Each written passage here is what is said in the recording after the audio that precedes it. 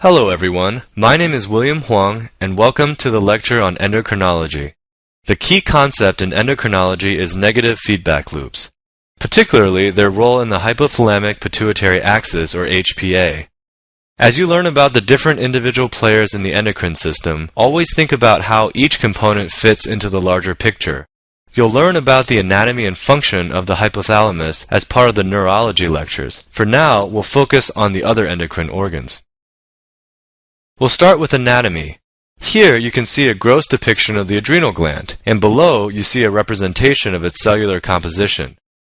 This is a photomicrograph showing the various zones. The adrenal glands are located just above the kidneys and are responsible for secreting several critical hormones.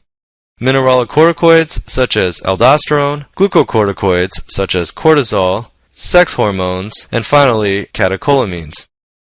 The outermost layer of the adrenal cortex, just below the capsule, is the zona glomerulosa. The zona glomerulosa secretes mineralocorticoids in response to stimulation by circulating angiotensin II. The middle layer of the adrenal cortex is the zona fasciculata, which releases glucocorticoids and sex hormones after being stimulated by circulating adrenocorticotropic hormone or ACTH. That same molecule, ACTH, also stimulates the zona reticularis to secrete sex hormones. A mnemonic that may help you remember the products of the three layers, GFR, is the deeper you go, the sweeter it gets.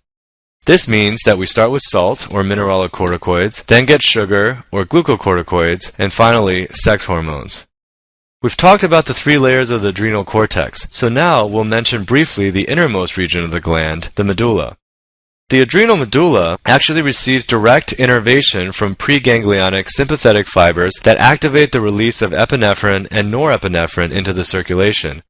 This is a critical distinction you may recall from the pharmacology lectures. While other regions of the autonomic nervous system cause direct release of these signaling molecules onto specific target cells, the adrenal gland releases epinephrine and norepinephrine directly into the bloodstream, affecting the entire body. Lastly, you should know there are two uncommon but frequently tested tumors that can grow in the adrenal gland. One is pheochromocytoma, which is more common in adults, and neuroblastoma, which is one of the more common childhood tumors. An important distinction between these two tumors is the fact that pheochromocytoma causes episodic hypertension, while neuroblastoma does not. The fetal adrenal gland consists of an outer adult zone and inner fetal zone. The adult zone is inactive until late gestation, when it begins to secrete cortisol under the control of ACTH and corticotropin-releasing hormone, or CRH, from the fetal pituitary gland and placenta. Fetal cortisol is important because it stimulates fetal lung maturation and surfactant production. Since cortisol is not produced in significant amounts until late gestation, premature babies have low surfactant and are more susceptible to infant respiratory distress syndrome. The venous drainage from the adrenal gland is similar to that of the gonadal veins. On the left, the adrenal vein drains into the left renal vein before joining the IVC. On the right, the adrenal vein goes directly into the IVC. Let's discuss the pituitary gland. The pituitary gland is situated in the sella turcica, which is a depression in the sphenoid bone. The gland itself has two very different parts, the posterior pituitary, or neurohypophysis, and anterior pituitary, or adenohypophysis. The posterior pituitary is true neurotissue, basically an extension of the hypothalamus down into the sella turcica. There are only two hormones released by the posterior pituitary, vasopressin and oxytocin. Vasopressin, also known as antidiuretic hormone or ADH, acts directly on the kidney to increase water reabsorption. The pituitary is one of the few regions where the blood-brain barrier is absent, so it is able to sense changes in plasma osmolarity and blood volume which affect vasopressin release. We'll review this feedback mechanism during the renal lectures. Oxytocin is involved in milk letdown and uterine contractions during labor. It is important that you remember that both hormones are produced by neurons in the hypothalamus, not gland cells, and are transported down axons into the posterior pituitary by a class of chaperone proteins known as neurophycins, where they are then released into the bloodstream. Now, let's consider the anterior pituitary, also known as the adenohypophysis. In contrast to the posterior pituitary, the anterior pituitary arises from an invagination of oral ectoderm, also known as Rathke's pouch. The hormones from the anterior pituitary are produced by gland cells, not neurons, and this is one of only 2 locations in the body with its own portal circulation. Can you think of the other place in the body with a portal circulation? That's right, the liver. There are several hormones produced and secreted by the anterior pituitary, and they can be memorized with the mnemonic flat pig.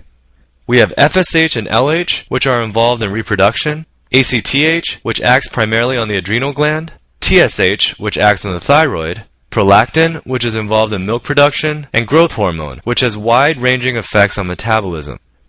Melanotropin, or melanocyte-stimulating hormone, is a derivative of POMC, the parent molecule for ACTH. Failure of the adrenal gland to respond to ACTH in Addison's disease leads to an increase in POMC, ACTH, and melanotropin. High levels of melanotropin are responsible for the characteristic skin darkening associated with Addison's disease. We'll talk more about each of these hormones later. This is a good point to remind ourselves about the HPA. The hypothalamus secretes releasing hormones which travel to the anterior pituitary via the portal system. The gland cells in the anterior pituitary respond by releasing their respective hormones into the circulation. These hormones exert an effect on target tissues.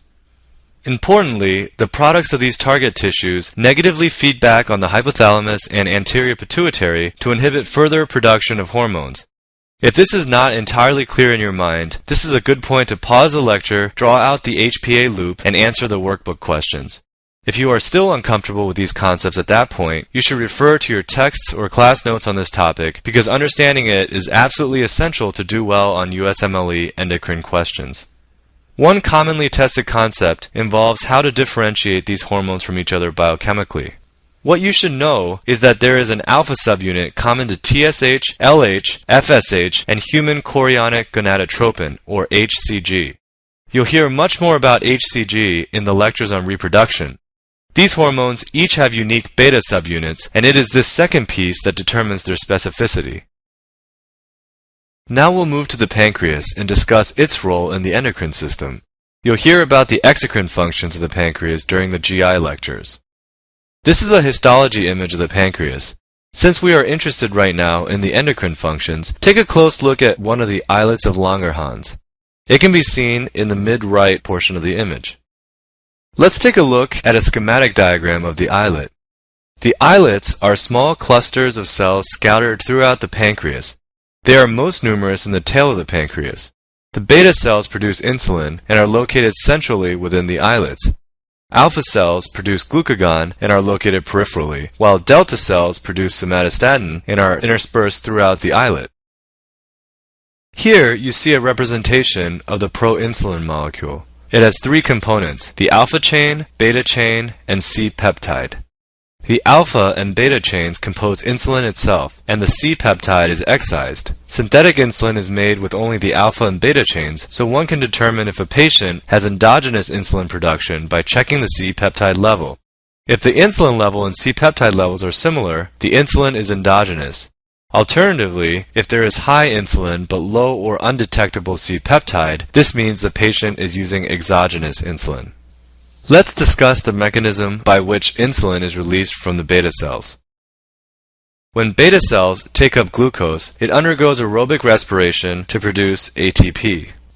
Rising levels of ATP closes ATP-dependent potassium channels, depolarizing the cells and inducing voltage-sensitive calcium channels to open. The resultant influx of calcium triggers the exocytosis of insulin molecules. The insulin is released into the bloodstream and has a wide variety of effects throughout the body. 4 of these effects are immediately related to energy storage: increase in cellular glucose transport, increase in glycogen synthesis and storage, increase in triglyceride synthesis and storage, and increase in protein synthesis in muscles. 2 other effects are increased, namely sodium retention by the kidneys and an increase in cellular uptake of potassium and amino acids by all cells.